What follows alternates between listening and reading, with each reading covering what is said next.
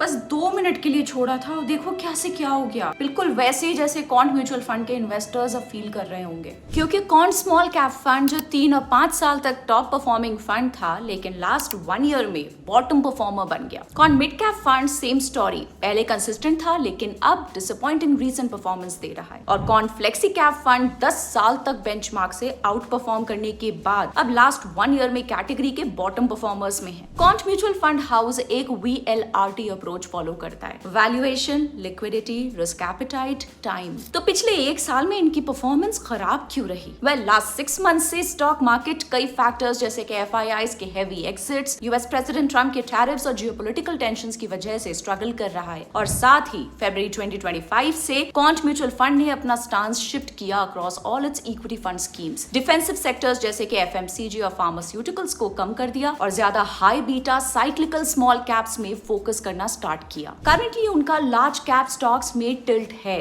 लेकिन cash holdings को deploy किया गया है सिलेक्टिव स्मॉल कैप स्टॉक्स में। Sandeep Tandon, founder of quant fund house, small caps को लेकर लॉन्ग टर्म में बुलिश हैं, लेकिन मिड कैप्स को लेकर अभी भी कॉशियस हैं। और इंटरेस्टिंगली गोल्ड के लिए उनका शॉर्ट टर्म आउटलुक नेगेटिव है, इवन दो गोल्ड ने रिसेंटली काफी अच्छा परफॉर्म किया है। और इनके एनालिसिस के हिसाब से गोल्ड में 12 से 15% प्राइस करेक्शन हो सकता है डॉलर टर्म्स में। पर इन्वेस्टर्स को लॉन्ग टर्म में गोल्ड को अपने पोर्टफोलियो का एक मीनिंगफुल पार्ट बनाए रखने की सलाह देते हैं। याद रहे, presently quant fund house US stock markets के लिए कम रिस्क और इंडियन स्टॉक मार्केट्स के लिए ज्यादा रिस्क अप्रोच फॉलो करने के लिए तैयार है।